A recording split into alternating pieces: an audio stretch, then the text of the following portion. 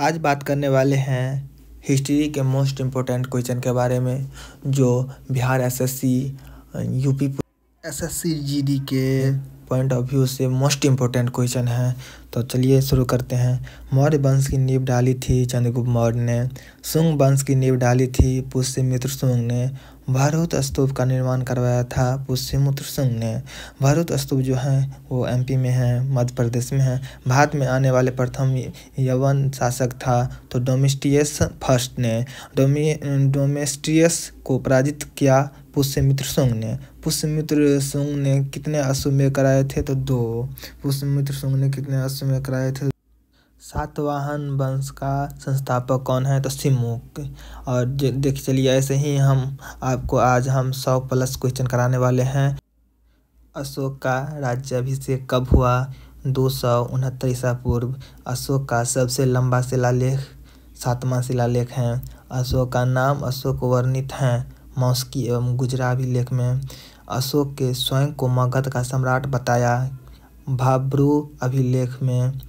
कलिंग विजय का वर्णन मिलता है 13वां शिलालेख में। सांची का स्तूप बनाया था किसने? तो अशोक ने।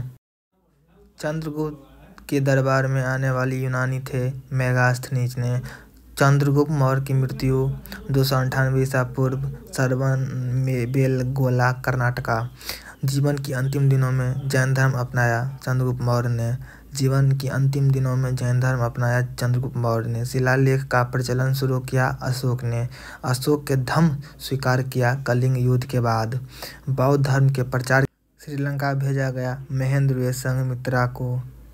सुदर्शन झील का निर्माण करवाया चंद्रगुप्त मौर्य। चंद्रगुप्त किस धर्म के अनुयायी था?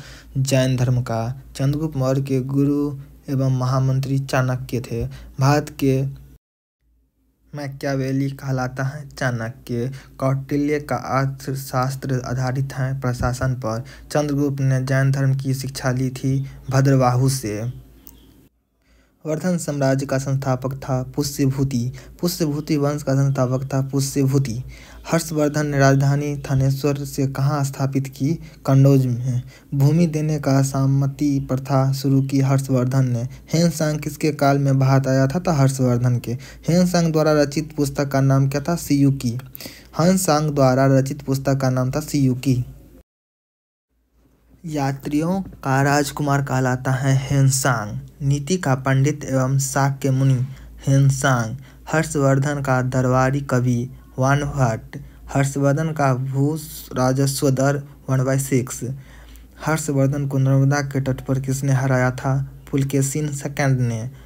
हर्षवर्धन धार्मिक सम्मेलन करता था प्रयाग में। फाहियान किसके काल में भारत आया था? चंद्रगुप्त द्वितीय के काल में। चंद्रगुप्त द्वितीय की दूसरी राजधानी उज्जैन। विक्रम संवत प्रारंभ हुआ था 58 ईस्वी में। गुप्तकालीन चांदी का सिक्का रूपक था। नालंदा विश्वविद्यालय का संस्थापक कुमारगुप्त था। नालंदा विश्वविद्यालय का ध्वस्त किया था किसने? तो बख्तियार खिलजी ने। सिक्कों पर बीना बजाते दर्शाया था समुद्रगुप्त ने। भारत का विश्व स्मारक है वल्लभ भाई पटेल। भारत का आइंस्टीन कहलाता है नागार्जुन। भारत का मिल्टन है अश्व घोष। ईरान का नेपोलियन है नादिर शाह। समुद्रगुप्त का दरबारी कवि था हरिसेन। भारत पर सर्वप्रथम आक्रमण किया था ईरान ने। भारत पर आक्रमण करने वाले प्रथम विदेशी शासक सिकंदर। सिकंदर एवं फोरस के बीच युद्ध हाइडेस्पिज का युद्ध। सिकंदर की मृत्यु 363 ईसा पूर्व बेबीलोन में। मौर्य वंश का संस्थापक चंद्रगुप्त मौर्य। मौर्य वंश की जानकारी मिलती है विष्णु पुराण से। ऐसे ही वीडियो देखने के लिए मेरे चैनल को सब्सक्राइब करें और नए नोटिफिकेशन बेल आइकन को जरूर दबाएं।